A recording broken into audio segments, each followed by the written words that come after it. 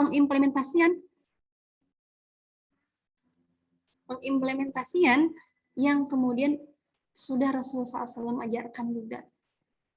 Kemudian yang paling penting bahwa seorang muslimah, kita semua yang ada di sini gitu ya, 20 orang ini adalah rahimnya peradaban. Mungkin di sini ada mbak-mbak yang sudah menikah ya.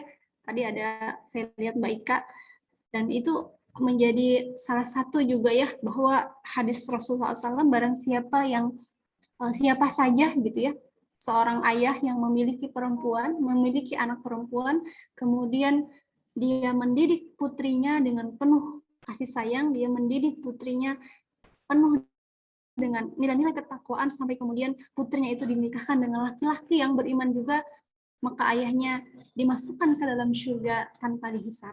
Nah, mudah-mudahan kita bisa menjadi putri-putri dari ayah kita yang bisa menghantarkan ayah kita ke dalam surga dengan apa? Dengan cara menjadi seorang muslimah yang apa? Yang beriman kepada Allah Subhanahu wa taala. Tentunya pertanyaan yang selanjutnya adalah kira-kira penting nggak sih gitu ya? Apa yang membedakan zaman jahiliyah dengan zaman sesudah Islam? Apa kira-kira yang membedakan? Ada yang mau berkomentar kira-kira yang membedakannya di mana gitu?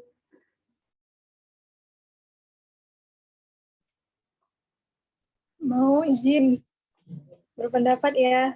Boleh, Mangga, silakan. Dengan Neng siapa ini? Kori teh.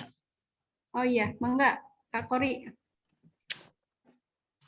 Kalau setelah Islam datang, perempuan itu jadi lebih dihargai.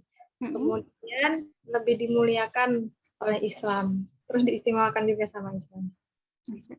Jadi lebih dimuliakan ya. Terus pertanyaan yang selanjutnya Mbak Kori, kira-kira penting nggak sih kita itu belajar tentang ya wanita di zaman dulu dengan wanita yang sebetulnya dijelaskan dalam Islam itu sendiri?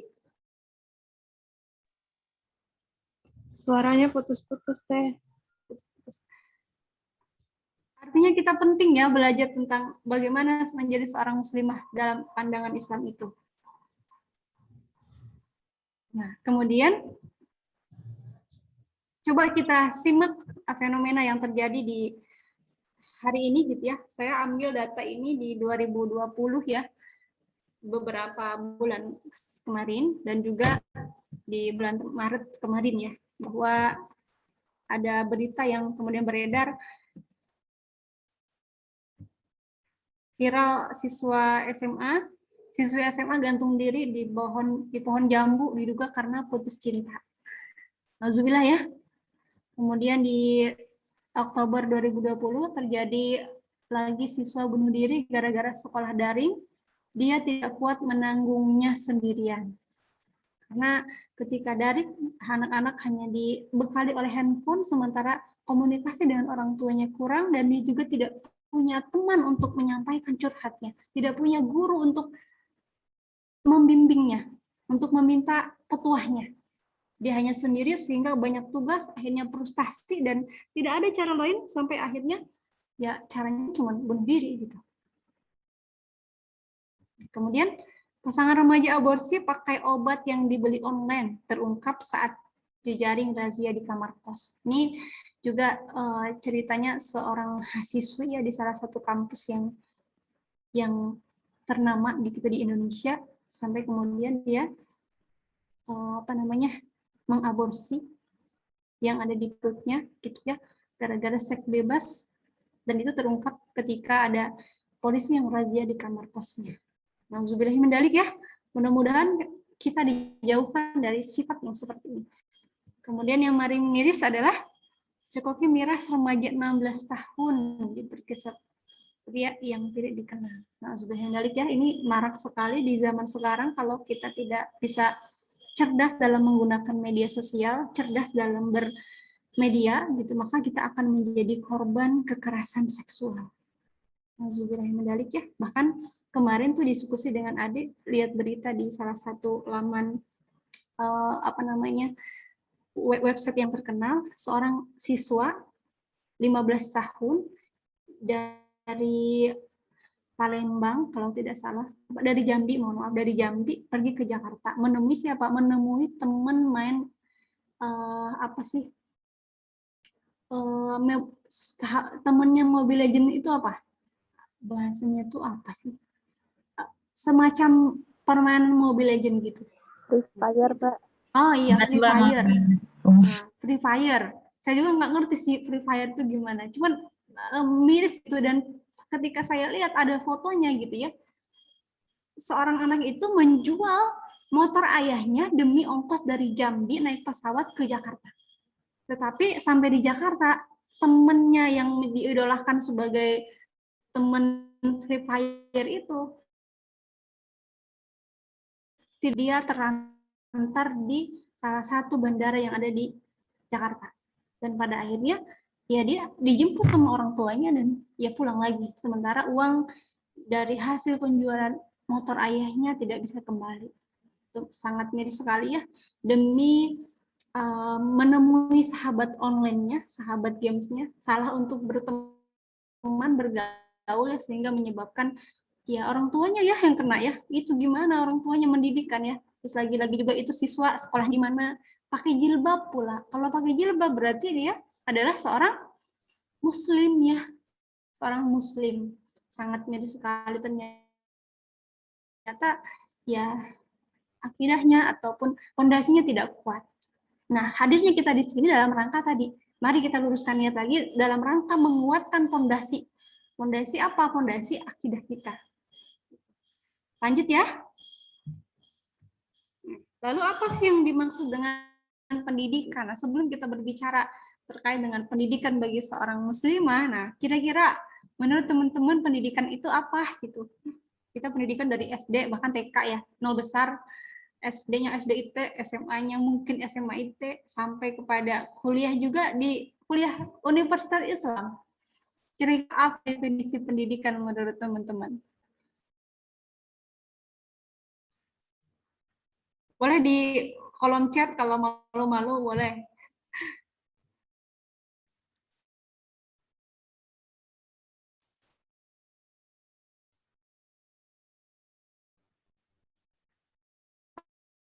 Halo? Ini diem semua. Tahapan belajar, mencari ilmu, bagus. Apalagi? Tadi ini tidak terbaca, punten. Perempuan lebih dimuliakan di zaman sekarang daripada zaman jahiliyah. Ya betul. Apalagi tahapan belajar. Kalau malu-malu boleh di chat room.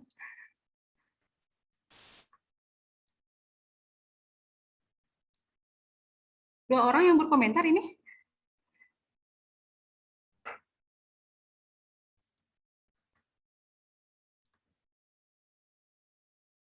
Berisik, ya udah nggak apa-apa, ditulis aja. Menimba ilmu yang tak ada habisnya sampai kapanpun, ilmu tetap dipakai. Wah, Masya Allah, bagus. Apalagi? Ayo yang ada di kepala dikeluarin aja. Apa ya gitu? Pendidikan, kita sering ngomong berpendidikan. Bahkan ada jurusan pendidikan. Nah ini kumaha kita ya dipertanyakan jurusan pendidikan, ada di fakultas pendidikan, tapi suruh menjelaskan definisi pendidikan, belum bisa. Ya akan dibagikan pelajaran untuk bisa membedakan antara yang apa nih? Tabungan uang.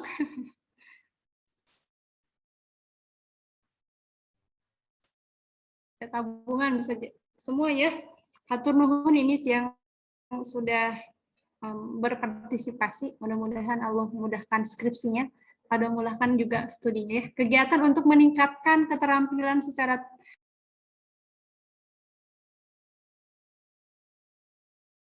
banyak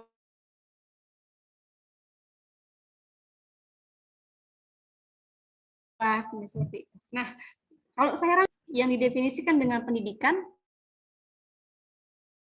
adalah suatu proses. Nah, proses apa? Satu, pembentukan. Yang kedua, pemeliharaan. Gitu ya. Kemudian pengembangan. Dan juga dengan belajar, dengan kita berpendidikan, kita akan terarah.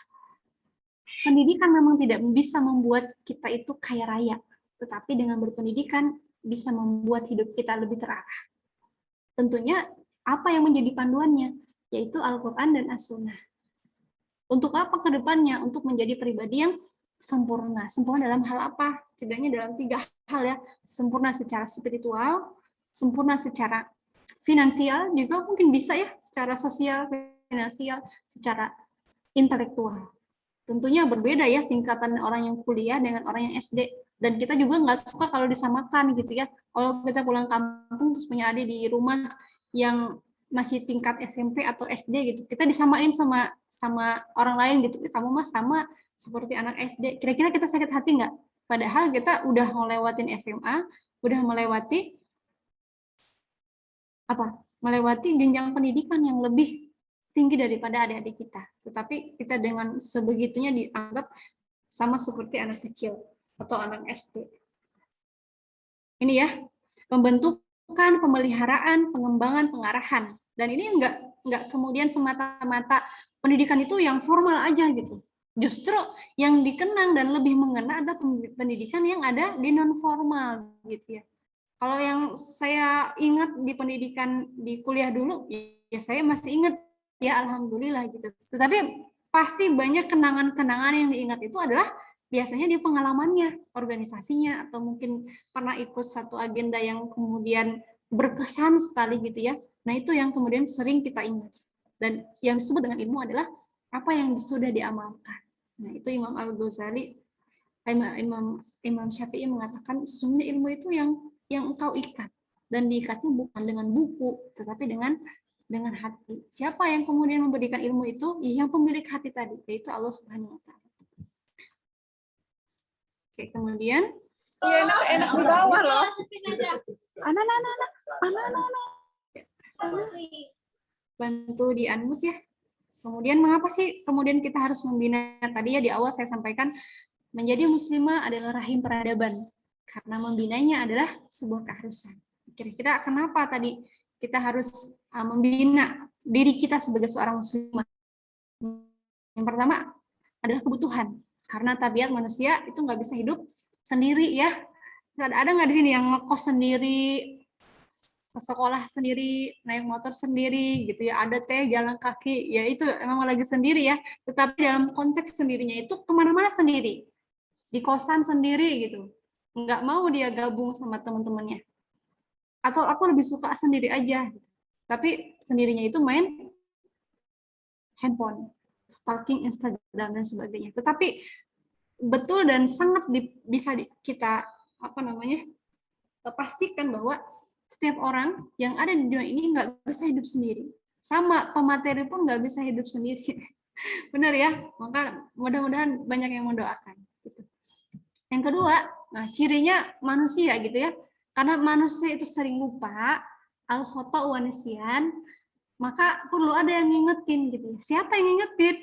Orang tua kita jauh, kumaha tuh ya, maka cari teman-teman yang mau mengingatkan dengan penuh kebaikan, dengan penuh penghayatan, dengan penuh keikhlasan ya. Saya teringat ketika dulu saya kuliah, saya belum punya handphone. Saya cuma punya handphone ini ya, Nokia 1403 apa 1203, saya lupa. Pokoknya Android yang kalau kata bahasa sekarang menyebutnya ceng-cengpo gitu ya. Dan ternyata ada teman saya yang satu kelas dan dia juga sama-sama ikut Rabani, sama-sama ikut Bapinda, bergabung di Bapinda. Dia adalah satu-satunya orang yang selalu menginformasikan ketika ada perubahan jadwal kuliah. Sampai pada akhirnya pada waktu itu saya punya nomor simpati, dia nomornya Tri, sampai dia bilang, Mila, Anti beli kartu Tri dong supaya aku bisa nelpon kamu kalau kamu ada perubahan kuliah kita gitu. Sampai pada akhirnya aku mikir, oh iya juga ya. Dan saya beli nomor itu sampai hari ini masih ada, masih saya gunakan. Dan saya bersyukur ada teman yang kemudian dengan ikhlas dia mau nge-SMS saya walaupun bayarnya 2.500 ya pada waktu itu mungkin ya. Dan juga kadang dia menjemput saya. Dan yang paling mengejutkan adalah saat Saya waktu itu pernah ya tidak punya beras di kosannya gitu ya, dan dia tahu main ke kosan pada waktu istirahat kok nggak ada beras. Biasanya dia melihat ada di satu ember itu beras penuh, dan dia lihat, anti punya beras nggak? Ada, kok itu kosong gitu. Saya sampaikan, iya tadi habis dan kita belum bisa beli. Padahalnya apa? Dia pulang sekolah jam 3 sore itu, dan jam 4-nya dia datang ke kosan. Assalamualaikum, sambil dia tersenyum gitu ya. Dan dia ternyata membawa beras dari rumahnya. Kebetulan dia memang orang Bandar Lampung ya, dan dia beras. Ini beras dari mama aku. Kenapa gitu? Nggak apa-apa, aku tadi udah bilang ke mama kalau kamu nggak ada beras, jadi mama suruh beliin aku dan bawa ke sini. Jadi Masya Allah gitu, seandainya saya nggak ikut Bapindah gitu ya, saya tidak akan mungkin bisa punya teman yang sebegitu ikhlasnya, punya teman yang sebegitu ridhonya. Kenapa gitu? Ternyata ada satu hal yang kemudian membuat kami itu bersatu, karena keterikatan kami dalam kelompok yang memang diberikan, difasilitasi oleh Upaya Bapindah. Yang kita sering mungkin lihat RPO atau holakoh yang jumlahnya sangat sedikit. Dan di sana kami bersama dengan guru kami, mentor kami, wali kelas kami yang selalu diikat hatinya setiap kami hadir di sana. Kami selalu diingatkan bahwa kami berkumpul untuk menyatukan partikel hati. Dan sampai hari ini, walaupun teman saya udah menikah duluan ya, sudah punya suami, sudah punya anak, semoga Allah meridhoi juga, masih terjalin hubungan yang sama seperti dulu. Tentunya dengan etika yang berbeda gitu ya. Karena udah menikah, tentu etikanya juga berbeda. Yang ketiga, karena berkumpul, karena berpendidikan bagi seorang muslimah merupakan fitrah, gitu ya. Dan setiap kita itu butuh yang namanya pendidikan. Contoh nih, kalau teman-teman di rumah melihat orang yang maju di depan, orang yang kemudian dihormati rata-rata, mereka adalah orang yang secara pendidikan lebih tinggi daripada yang lain. Kenapa? Karena ternyata memang itu sudah difitrahkan oleh Allah Subhanahu wa taala. Yarfa'illahu alladzina amanu minkum walladzina utul ilma darajat. Sesungguhnya Allah akan mengangkat derajat di antara orang-orang yang berilmu itu, di antara kalian beberapa derajat. Dan kita harus bersemangat menjadi orang-orang yang berpendidikan. Tentunya dengan nilai-nilai yang keislaman, dengan Al-Quran dan Sunnah. Gitu. Tentunya dengan mastata'tum, dengan kemampuan yang kita bisa lakukan. Pendidikan itu merupakan sarana paling efektif dalam memutus mata rantai kejahiliahan. Betul ya?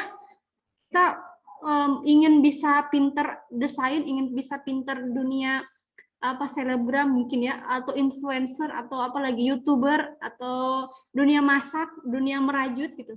Kalau kita cuman diem aja, tidur aja sambil doa, ya Allah saya ingin jadi seorang penjahit yang handal gitu. Tetapi kita nggak mau belajar, nggak mau kursus, nggak mau action dari keterpurukan itu. Kira-kira bisa nggak kita jadi seorang penjahit yang profesional gitu di Lampung misalkan? Nggak bisa ya. Sama dengan kita mau berubah, kalau kita nggak punya niatan untuk action, cuma dalam hati aja nggak ada actionnya, ya punten, nggak bisa gitu ya, karena akan tertinggal.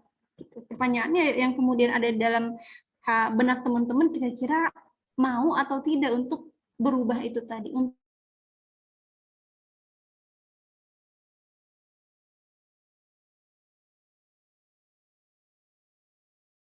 untuk actionnya tadi. Benar ya, nambah ilmu. Kalau berpendidikan itu wawasannya jadi Masya Allah gitu, ikut luas, jadi tahu bagaimana perkembangan dunia kampus dan sebagainya. Dan kemudian membentuk pribadi daiyah. Ya, membentuk pribadi daiyah, pribadi karena nahnu qabla kulli syai. Sebelum menjadi apa-apa itu ada seorang dai. Kita sebelum menyampaikan, kalau kita sekarang jurusan guru mungkin ya sebelum mengajar kita juga harus belajar, karena yang tidak belajar maka tidak patut untuk mengajar. Artinya kalau kita mau jadi seorang pendidik yang hebat, pendidik yang dirindukan, maka kita harus menjadi orang yang terus belajar dan tidak pernah berhenti belajar. Maka kita harus mendedikasikan diri sebagai seorang pembelajar. Nah, pembelajar sejati. Yang ketiga, muslimah akan dapat mendampingi suaminya dan juga sukses mendidik anak. Nah, ini juga menjadi peran ya. Kenapa? Karena tadi di awal wanita adalah rahimnya peradaban. Karena fungsi utama dari seorang wanita adalah peran reproduksi, gitu ya. Peran reproduksi, yaitu tadi memproduksi putra-putri yang menjadi mujahid ke depannya, menjadi orang-orang yang hebat di depan. Tentunya dengan nama Allah Subhanahu wa taala. Kita mudah-mudahan ya Allah Subhanahu wa taala menjadikan, meridhoi dan memberi kesempatan kepada kita untuk menjadi seorang istri gitu ya, dengan suaminya yang berpendidikan, yang soleh juga, dan juga kita diizinkan oleh Allah Subhanahu wa taala untuk mempunyai keturunan. Dan itu harus kita persiapkan. Teh aku mah masih semester 4 bisa apa gitu.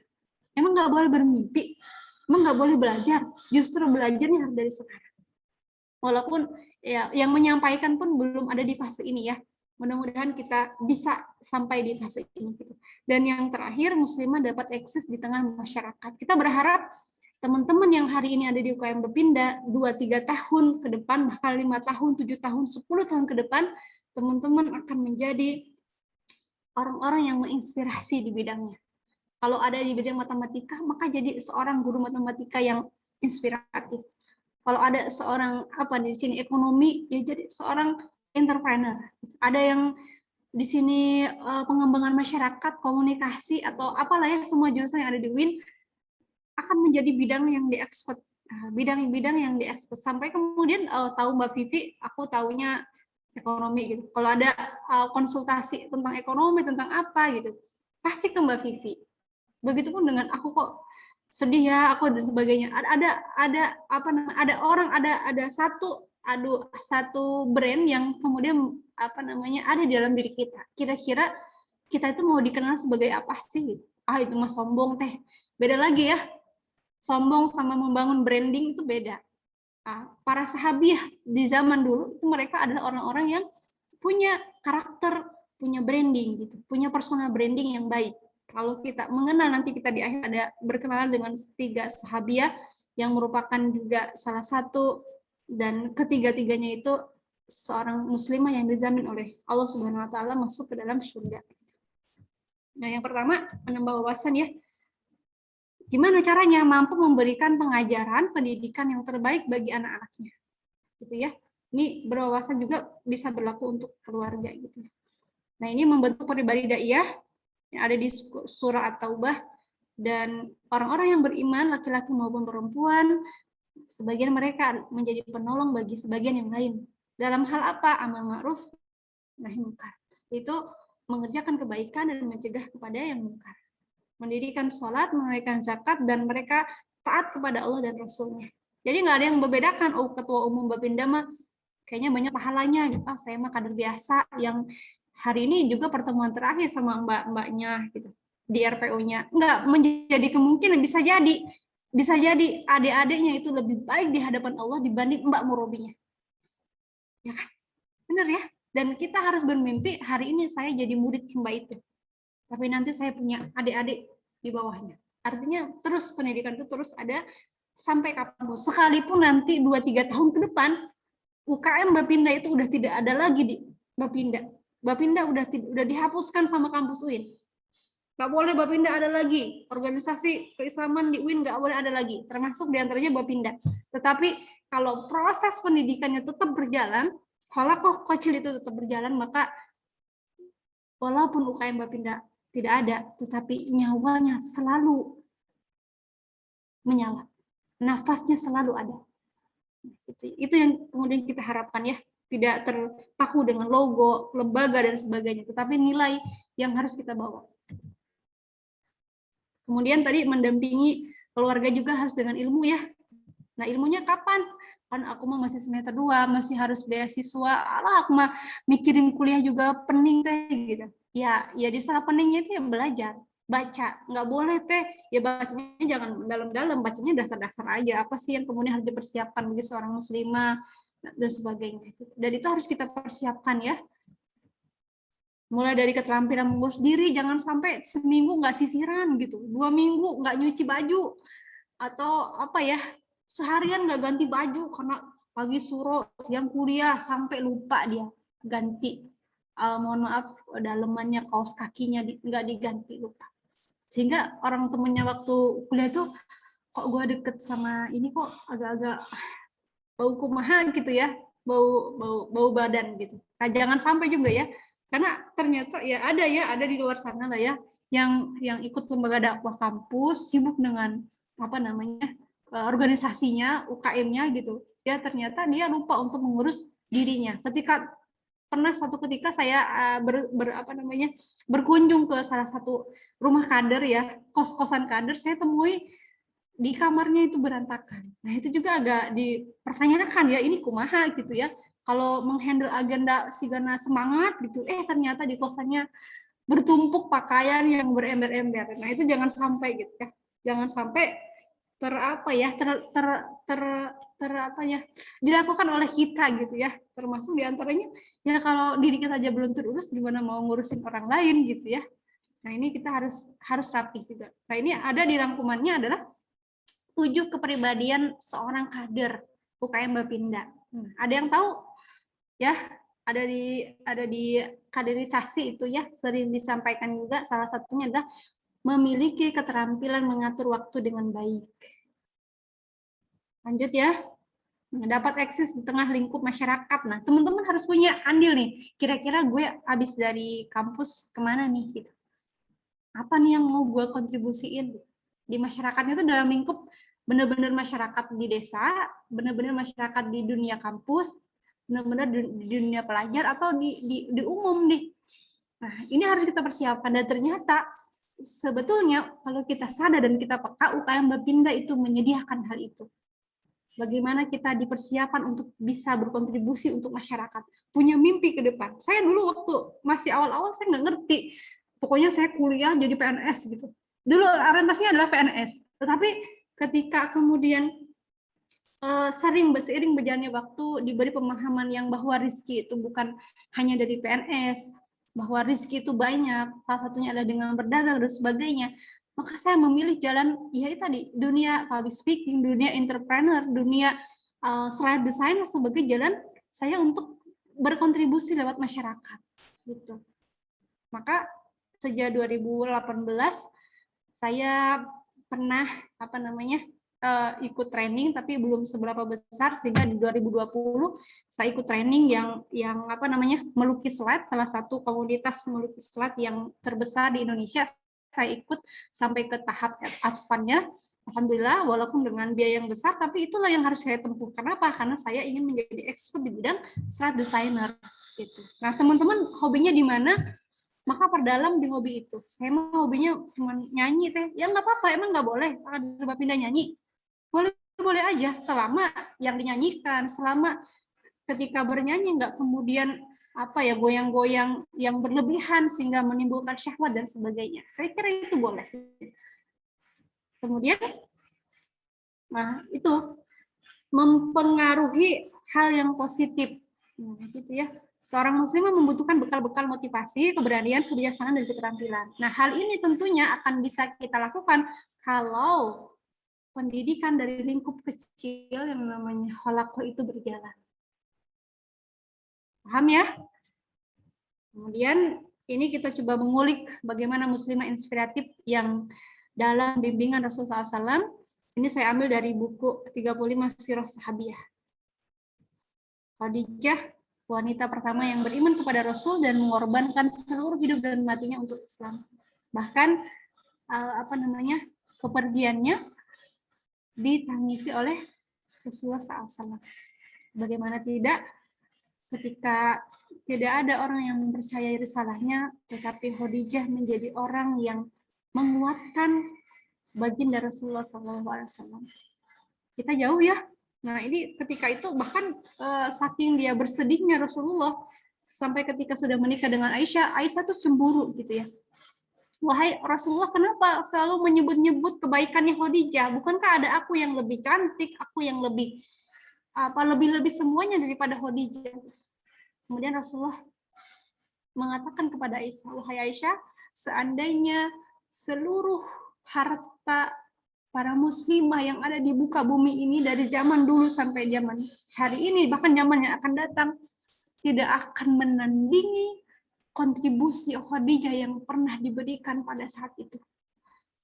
Jadi posisi menjadi orang pertama itu begitu berharga di mata Rasulullah SAW. Kebaikan-kebaikan Khadijah itu selalu dikenang oleh Rasulullah SAW. Hal yang kemudian menjadi pembelajaran bagi kita adalah, sudahkah kita kemudian menjadikan kebaikan orang lain itu satu hal yang sangat berharga dalam diri kita. Coba ingat siapa pertama dulu ya yang membawa saya kuliah gitu, ngajak saya ke Bapinda, terus jadi guru saya pertama kali di Bapinda gitu. Itu yang harus kita tanamkan dan kita muliakan, karena menjadi orang-orang yang pertama itu tidak bisa digantikan posisinya. Maka saya sangat bersyukur dan saya sangat mengapresiasi sekali kepada sahabat saya yang pada saat itu menjadi orang pertama yang memperkenalkan saya untuk walaupun hanya dunia kuliah gitu, ngasih tahu kapan jadwal kuliahnya dirubah dan sebagainya. Itu sangat berharga dan tidak akan pernah tergantikan sampai kapanpun. Ya. Yang kedua itu Aisyah, seorang muslimah yang cerdas, penyayang, dan juga ibunda kaum mukminin. Nah, ketika itu para sahabat sering belajar dengan Rasulullah SAW. Tetapi Aisyah diberikan panjang umur, Rasulullah sudah meninggal duluan, sehingga para sahabat yang dari kalangan laki-laki itu bingung mau belajar ke siapa gitu. Sehingga Aisyah membuat tabir, itu membuat hijab, sehingga di sebelahnya laki-laki. Dan Aisyah mengajarkan ilmu kepada para sahabat yang laki-laki. Dan Rasulullah mengatakan, seandainya keilmuan Aisyah ditimbang dengan keilmuan seluruh wanita yang ada di muka bumi ini, jadi ya dibanding seorang desainer, seorang motivator, semuanya dibanding para muslimah itu, Oktistiana Dewi ya, semuanya ditimbang dan ditimbang dengan keilmuannya Aisyah tidak akan mengimbangi keilmuan Aisyah. Betapa Aisyah itu sumber ilmu, dan beliau termasuk salah satu sahabiah perawi hadis di kalangan wanita yang banyak meriwayatkan hadis. Dan juga Aisyah menjadi wanita termuda ya yang dinikahi Rasulullah SAW dalam keadaan masih remaja. Yang terakhir ini yang kemudian menarik dan menjadi salah satu inspirator buat Mila gitu ya secara pribadi, prajurit muslimah yang gagah berani dan muslimah yang melindungi Nabi di perang Uhud. Nah, ini kalau teman-teman sudah pernah baca, saya izin mengulas kembali saja gitu ya. Ketika itu di perang Uhud, pasukan Muslim melawan pasukan kafir Quraisy 1:100 ya, kurang lebih, bahkan hanya 300 orang, sementara dari lawan itu 3.000 orang. Dan seorang Ummu Umaroh Nusaybah binti Ka'ab, nama lengkapnya Nusaybah binti Ka'ab, kemudian melihat kondisi orang-orang mukmin setelah itu di awal kemenangan, tetapi karena mereka itu pasukan pemanah di perang Uhud turun, mengingat tidak meyakini perkataan Rasulullah SAW bahwa amanat Rasulullah tidak boleh ada satupun dari kalangan pemanah yang ada di atas perang Uhud turun ke bawah. Nah, sementara pada saat itu pasukan pemanah tuh bilang, kok ini nggak ada ya gitu, kok kita disuruh di atas ya, kan perang udah selesai. Dan ternyata pada waktu itu musuh melihat di atas Uhud, gunung Uhud itu kosong, pasukan pemanahnya sudah tidak ada, sehingga digantikan lagi. Dan Ummu Umaroh ini beliau mengambil peran, salah satu wanita juga yang kemudian memegang pedang ya, melawan kafir Quraisy, melindungi Rasulullah SAW. Dan ini menjadi satu semangat juga buat kita bahwa menjadi seorang wanita itu harus berani. Dalam artian nggak kemudian, woi Iwan bawain galon, nggak kayak gitu juga, tetapi menggunakan adab-adab yang bagus. Jangan sampai jadi ahwat juga yang kumaha ya, kalau saya bilang menel gitu ya. Kalau ada Iwan Ica, aduh, Afwan bawain ini gitu. Jadi menel gitu ya. Tetapi biasa aja. Tetapi kita bisa tegas, berani gitu, dan kita bisa tampil secara percaya diri gitu. Tidak dibuat-buat, oh ada Iwan ini kan kakaknya ganteng, jadi aku harus rapi gitu. Dan kita harus bergerak atas dasar pemahaman dan tentunya dengan keikhlasan. Terakhir, mari menjadi muslimah yang hebat dan bermanfaat. Saya mengajak diri saya sendiri dan teman-teman semua, khususnya yang ada di room ini, untuk menjadi seorang muslimah yang hebat dan bermanfaat. Menjadi muslimah itu bukan hanya kudu taat gitu ya, kudu taat kepada Allah, Rasulnya itu satu kewajiban, tapi ia juga harus jadi hebat dan bermanfaat. Dan keduanya tidak akan pernah tercapai jika kita tidak mengikuti. Nah, jadi keduanya akan bisa tercapai menjadi hebat dan bermanfaat ini kalau kita mengikuti proses pendidikan. Ya, salah satunya yang bisa kita ikuti yang difasilitasi oleh UKM Bapinda adalah halakohnya. Gitu. Demikian dari Mila. Mila cukupkan. Wallahul muwaffiq ila aqwamit thoriq. Wassalamualaikum warahmatullahi wabarakatuh. Izin tutup kamera bentar ya. Waalaikumsalam warahmatullahi wabarakatuh. Jazakillah khair. Teh Mila, ya udah teh aja ya teh manggilnya. Jadi masya Allah ya, ternyata berpendidikan atau pendidikan itu enggak hanya dalam lingkup ikatan instansi atau enggak kayak kita menuntut ilmu di sekolah semisal atau di kursus, di bimbel, terus kita di tempat-tempat yang memang lembaga deh. Tapi ternyata gitu ya, ketika kita memang menuntut ilmu atau kita berpendidikan itu lingkup kecilnya kayak di setiap pertemuan gitu, di setiap pekan kita pertemuan di kelompok-kelompok kita itu ternyata banyak sekali ilmu yang kita dapat gitu loh, ilmu-ilmu yang sangat bermanfaat untuk kehidupan sehari-hari kita. Kayak Teh Milah tadi udah jelasin kan, sebagai perempuan kita harus hebat dan bermanfaat. Nah, bermanfaat ketika kita nih setiap pekan insya Allah kalau misalnya kita hadirkan tiap pekan pertemuan di mungkin ada yang menyebut RPO atau teman-teman masih menyebutnya dengan halakoh bersama dengan kakak asuh atau wali kelas ataupun dengan murabi. Nah masya Allah ya, ilmu yang mereka kasih itu kita nggak perlu bayar gitu, berbeda dengan kita menuntut ilmu atau kita yang mengaku kayak gue siswa atau siswi, mahasiswi, murid gitu ya, peserta di suatu lembaga gitu ya. Tapi sedangkan mereka gitu ya, para kakak-kakak kita, para mbak-mbak kita, para umi-umi kita, itu tuh mengasih kita ilmu itu dengan ikhlas gitu ya. Insya Allah dengan ikhlas, insya Allah dengan luar biasa senangnya gitu loh kalau kita hadir dalam pertemuan, sehingga ilmu yang mereka dapatkan bisa sampai ke kita. Terus kita juga bisa memberikan ilmu yang telah mereka kasih juga kepada orang lain. Jadi ilmu itu akan berkah kayak gitu. Jadi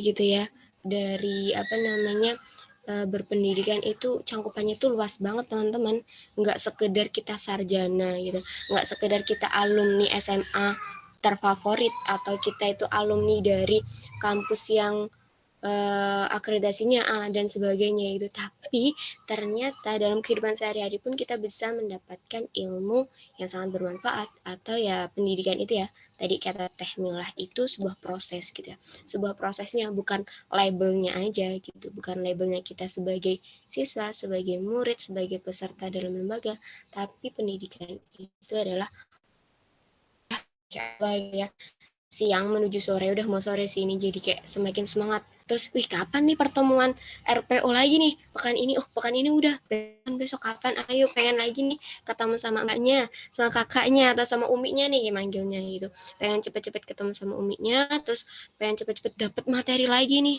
kira-kira pekan ini apa yang bakalan aku dapetin ya dari umi gitu, atau dari mbak aku, supaya aku bisa kasih ilmunya lagi juga, nge-share ke teman aku, atau ke adik aku, ke tetangga mungkin, atau ya hal-hal di lingkungan kita lah gitu, yang tapi bagaimana kita menyampaikannya itu juga harus ada aturannya.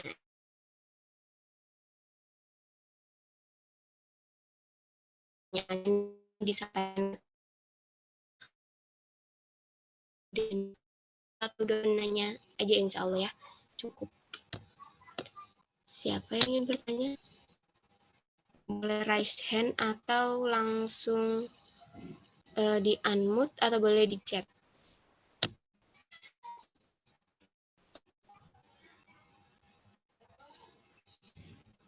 Jadi boleh ada yang lagi ngetik di kolom chat, kita nih di di RPO kita, pertemuan pekanan kita gitu, kita udah dikasih kesempatan nih untuk ayolah kita nuntut ilmu gratis nih kayak gitu.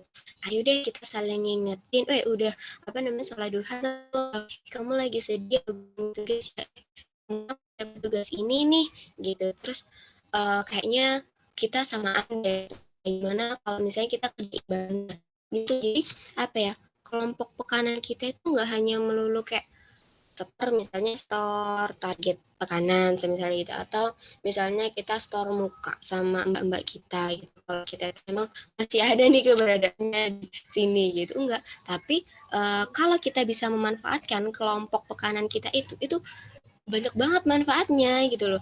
Kita bisa mungkin kayak lebih yang dia punya meneman kita gitu. Lagi teman kita atau sahabat kita itu udah peka gitu ya. Masya Allah itu. Kita bisa nemu ini teman atau sahabat, saudara yang kayak gitu, itu tuh ya di lingkaran-lingkaran kecil kita ini, di pertemuan kita tiap pekan itu, kayak gitu. Jadi yang mungkin akhir-akhir ini karena kendala kita nggak pernah ketemu secara langsung, atau ada yang bahkan belum pernah ketemu yang mungkin habis perombakan atau gimana, kita balik lagi semangat lagi. Itu tuh hanya cara Allah untuk ngetes kita deh, kita masih semangat nggak sih kalau kalau pertemuannya cuma online kayak gitu. Jadi mari kita aktifkan lagi kelompok pekanan kita, terus manfaatkan dengan baik, karena ini gratis. Kayak gimana sih yang memfasilitasi kita selain Bapinda gitu, yang memfasilitasi kita kelompok-kelompok kecil yang sangat bermanfaat gitu, walaupun kecil cuma beberapa orang, tapi kalau misalnya kita bisa menggunakannya gitu ya, memanfaatkannya dengan baik, wah dapat banyak banget gitu loh kebermanfaatannya. Oke, sampai sekarang ada yang masih mau ditanyain nggak? Oh ada Ya, nih. ini ada. Saya izin bacakan. Pada hakikatnya pendidikan untuk muslim adalah fitrah. Sebenarnya fitrah itu bagaimana teh? Sebab pernah dengar fitrah yang adalah menyusui. Iya betul. Fitrahnya wanita yang menjadi kodratnya wanita. Ya, ada 3 hal yang tidak bisa dilakukan oleh laki-laki. Pertama, itu dia mengandung. Yang kedua, melahirkan. Dan ketiga, itu menyusui. Dan itu menjadi fitrah yang tidak bisa digantikan dan hanya bisa dilakukan oleh seorang perempuan. Dan itu tidak bisa kita gua mah nggak mau gitu ya melahirin gitu dengan sebegitu banyak, karena itu tidak bisa kita hindari. Dan kita tentu berbeda dapurnya orang yang berpendidikan sama dapurnya orang yang nggak berpendidikan. Beda nggak kira-kira? Beda, bukan dalam artian isinya ya, isinya misalkan yang berpendidikan mah kulkas, terus kemudian freezer atau apalah dan sebagainya. Tetapi isinya itu dalam artian tentu kebersihannya gitu ya, nilai-nilai dalam mendidik anaknya juga. Contoh di sini ya gitu ya, walaupun saya belum menikah gitu ya, tapi saya dapat pendidikan karena di sini di tempat saya bekerja ada seorang muslimah yang sudah menikah dan dia membawa anaknya yang umur 2 tahun gitu. Sehingga saya melihat, memperhatikan dan mengamati, oh gitu cara menyapa anak itu. Sedangkan kalau saya di kampung dulu, mohon maaf, kalau main gitu ya, terus kita Mila, Mila gitu, misalnya manggil siapa temunya gitu, terus ayahnya bilang nggak ada, tidur, padahal dia nonton TV kan, atau dia ketika anaknya nggak boleh pulang gitu ya, nggak boleh pulang lagi kunjungan di tempat taman baca di tempat kami, pulang sambil diseret gitu, dipukul. Sementara pendidikan yang kemudian saya pahami dan saya belajar baca juga dan saya lihat ketika pendidikannya orang-orang yang berpendidikan, mereka mendidik dengan penuh kasih sayang, nggak pakai mukul, nggak pakai bengok-bengok gitu ya, atau bengok-bengok tuh apa ya, marah-marah lah ya, marah-marah sampai uratnya itu keluar kali ya, supaya anaknya nurut gitu. Tapi itu mereka mendidiknya dengan penuh kasih sayang gitu. Dan kita bisa belajar dari orang-orang terdekat kita yang baik-baik gitu ya. Oh ini nggak baik, jangan disampaikan. Itu pelajaran berharga saya kira. Begitu Mbak Nabila. Ada yang mau menambahkan juga boleh di sini.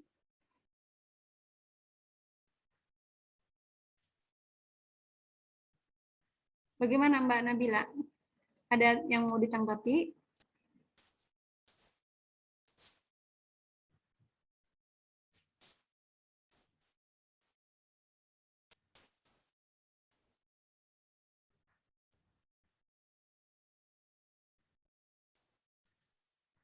Mbak Vivi, mohon izin ya, saya mau menampilkan satu lagu.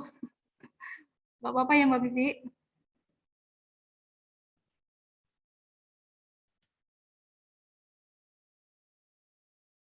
Halo?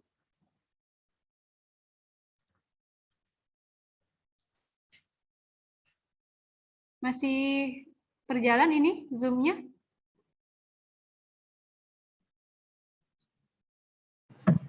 Masih, Mbak. Masih. Baik. Iya. Mbak Vivi-nya keluar ya. Saya izin ya teman-teman kalau kemudian apa namanya pernah lihat lagu ini menempuh semua kewajiban muslimah ya. Ya betul Mbak. Betul Mbak Nabila. Saya izin menampilkannya, ini sebetulnya teman-teman juga udah tahu lah ya lagunya.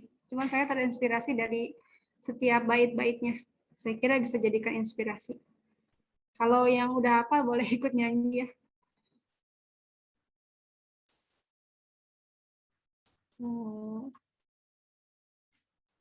Iya.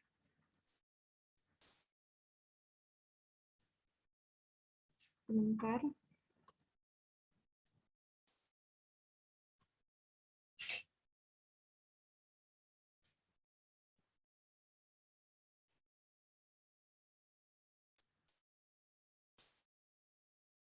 Sambil ada yang mau bertanya, boleh kok.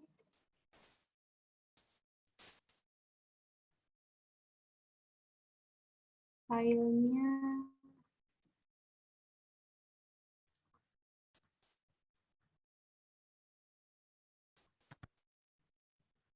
terlihat tidak ya? Terlihat tidak ya teman-teman? Kelihatan, Mbak. Terlihatan, Teh. Ada lagunya ya? Ada. Boleh nyanyi bareng. Kau harus berani untuk kuatkan hati. Pastikan kau tersenyum untuk yakinkan dirimu. Percaya untuk maju, jangan ada ragu. Tunjukkan potensimu, lalu gapai mimpimu. Aksi nyata untuk melangkah, karena kamu muslimah. Muslimah berdaya, tampil dengan karyanya, peduli kepada sesama, gapai cita dan cinta. Muslimah berdaya, tampil dengan hijabnya, yang taat kepada Rabbnya, yang cantik karena hatinya. Yeah, yeah, yeah. Percaya untuk maju, jangan ada ragu. Tunjukkan potensimu, lalu gapai mimpimu.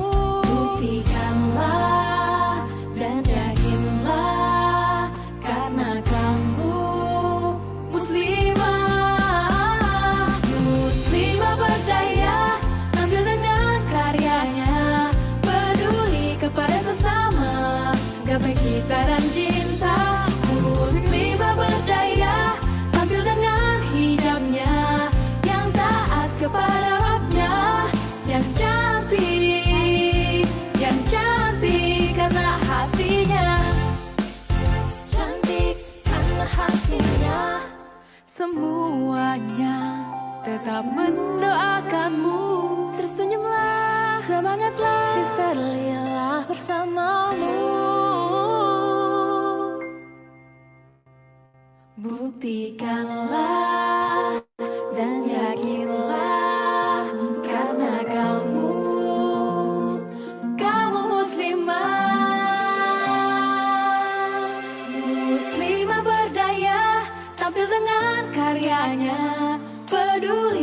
pada sesama, gapai cita dan cinta.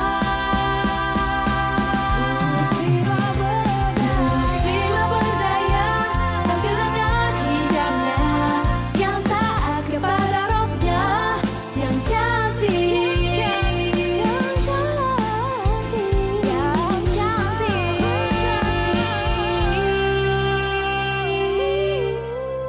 karena hatinya. Yeah, yeah, yeah.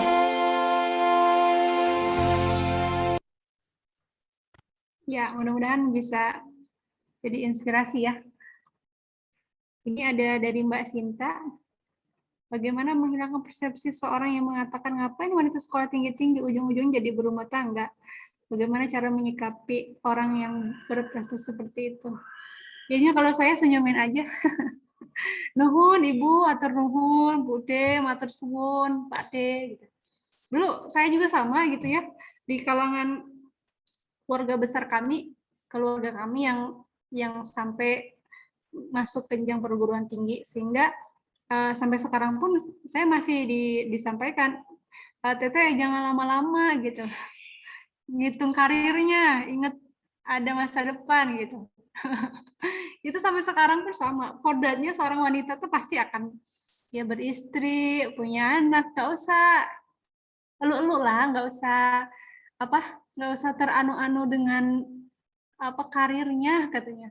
Jadi kalau saya share desain, share apa gitu, itu diragukan oleh keluarga besar ya. Kenapa diragukannya? Karena khawatir saya tidak memikirkan masa depan, rumah tangga, pernikahan dan sebagainya gitu. Jadi dulu ketika di awal kuliah, bahkan dari tetangga pun menyampaikan kuliah mah lama-lama ngapain gitu. Ujung-ujungnya mah kuliah udah lulus ya kerja, nikah, punya anak. Ya sama, memang kodratnya seperti itu. Maka kita menanggapinya ya dengan santai aja. Jangan sampai kata-kata yang kayak gitu blek gitu ya, terus membuat dunia hancur. Aduh. Ya enggak juga kan, cuman ngomong aja kan, dan itu jangan sampai kita bawa ke hati. Udah cukup aja di telinga, terus kita ya Ibu makasih banyak sarannya gitu. Minta doain aja, ngasih respon yang positif. Jangan kita langsung jemedut ya, cemberut, kita monyong gitu. Ngapain lo gitu, ngurusin gua gitu. Emang yang ngebiayain siapa lo? Atau keluarga kita? Kan enggak juga kan, tetapi ya kita harus menjaga adab tentunya ya, menyampaikannya. Ya, yang misalkan kalau yang bertanya seperti itu, Teh Santi, ya Teh Sintia, sayang udah umuran gitu, udah nikah aja, dah perempuan mah menikah lulus gitu. Ya nggak apa-apa, saya juga akan menikah Bu. Gitu. Insya Allah mohon doanya di tahun kesekian gitu, yang udah lulus kuliah. Tentu berbeda kan ya, berbeda. Dan kita berharap kita bisa menjadi seorang muslimah yang tentunya tidak hanya menjadi seorang istri, menjadi seorang ibu, tapi juga menjadi seorang yang berpendidikan, betul ya? Kan gitu. Dan itu menjadi bagian dari perjuangan juga bagi seorang muslimah. Kamu harus percaya diri, kami ada di sini bersamamu. Mudah-mudahan tetap semangat ya Mbak Cynthia, salam kenal dari Mila, dan semoga jadi mahasiswa yang berprestasi di jurusannya. Amin. Makasih Teh penjelasannya. Sami-sami. Ada lagi yang mau disampaikan? Kita mau menanggapi secara rinci juga boleh. Oh, Teh di chat Teh. Oh, Aku boleh. udah. Maaf. Yang mana tuh? Cynthia ya? Yang mana? Dia izin bertanya, kan katanya mahkota perempuan itu rasa malu. Nah, menurut itu gimana sih memposisikan rasa malu kita pada tempatnya? Ya, gitu ya. Nah, saya ingin cerita dulu bagaimana Rasulullah menyanjung mohon maaf, Aisyah menjanjung orang-orang Ansor. Sesungguhnya wanita-wanita pemberani adalah kaum Ansor. Nah, kenapa kemudian ada satu kejadian seorang muslimah dari kalangan Ansor, tidak disebutkan namanya ya, cuma beliau bertanya tentang haid kepada Rasulullah gitu. Rasulullah gimana kalau saya haid gitu ya, kalau apa namanya berhalangan. Kemudian Rasul bilang, wahai Mbak gitu ya, kalau sekarang wahai wanita, tanya kepada istriku biar istriku yang bertanya kepadaku. Tetapi itu menjadi hal yang sangat membanggakan buat Aisyah dan mengatakan kepada kaum yang lain bahwa wanita-wanita Ansor adalah wanita-wanita pemberani. Nah, beraninya dalam hal apa? Dia tidak malu dalam hal menuntut ilmu. Ya kan? Dia nggak malu. Misal ada pematerinya, Ikhwan, kita tanya, Ustadz, gimana caranya kalau kita bla bla bla bla gitu. Nggak malu, walaupun itu secara persepsi masalah pribadi atau masalah kewanitaan. Kalau konteksnya itu adalah tentang hal-hal yang berkaitan dengan wanita, ya nggak apa-apa. Contoh kita berobat ke dokter, kebetulan dokternya laki-laki. Kita mohon maaf mungkin mau diperiksa ininya gitu ya. Aduh, mohon maaf dokter, saya tuh hijab. Nah, nggak jadi diperiksa tuh. Terus kita ditanya, Mbak sakit apa? Gitu, saya sakit di bagian hatinya.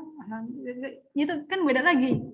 Tapi kalau kita menyampaikan pertanyaan yang seperti ini, malu itu selama batas-batas syariatnya dibatasi, saya kira. Contoh, jangan sampai kita nanya lagi Zoom kayak gini barengan sama Ikhwan gitu, karena sekarang modelnya adalah Zoom, terus kita nanya dengan niatan tentunya ya untuk mendapat perhatian dari Ikhwan. Contoh kita gini, Ustadz, kita nanyanya pakai senonoh gitu ya, Ustadz, gimana caranya Ustadz sampai di Zoom gitu, sampai Ikhwan tuh terpesona gitu. Ikhwan awat siapa sih gitu yang nanya dari tadi gitu. Nah, itu juga malunya itu dalam rangka bukan konteks pertanyaannya ya, tapi mungkin lebih ke adabnya. Tapi kalau di dalam konteks yang Aisyah contohkan tadi, tidak pernah malu dalam menuntut ilmu. Selama itu konteksnya menuntut ilmu, ya nggak apa-apa. Tapi jangan juga ini ya, nanti gara-gara Teh Mila nggak apa-apakan, tanya sama Ikhwan yang ada di Bapinda, kakak, sebetulnya kalau haid lebih wanita itu gimana? jadi terbuka sama Ikhwan kan bahaya juga. Seakan-akan para ahwat di sini nggak tahu masalah kewanitaan gitu. Gitu Mbak Dian. Mudah-mudahan bisa menjadi referensi jawaban. Kasih ya Teh. Ya, sami-sami Mbak. Tidak ada lagi ya? Cukup? Mbak Vivi, terima kasih banyak atas kesempatan yang diberikan dan juga teman-teman Bapinda. Hatur nuhun sudah diajak silaturahim di room ini.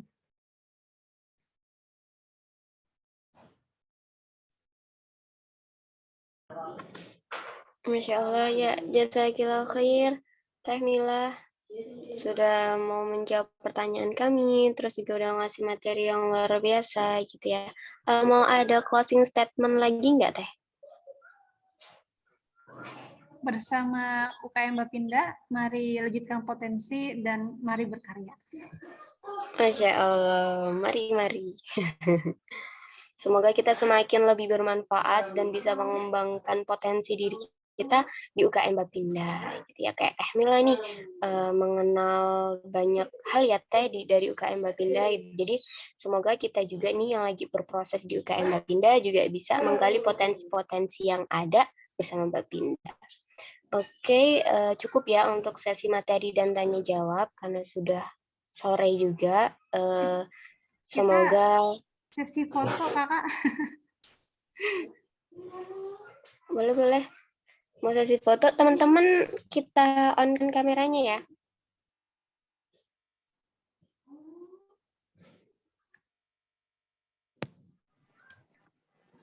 Ya, salam kenal Mbak Dwi. Saya baru pertama kali lihat Mbak Cynthia juga, Mbak Dian juga, Mbak Tia. Salam kangen Mbak Tia. Ada Mbak Nabila juga, salam rindu yang hari ini lagi di tengah-tengah kesibukannya bisa hadir. Mbak Mega, Mbak Erli, Mbak Nuri.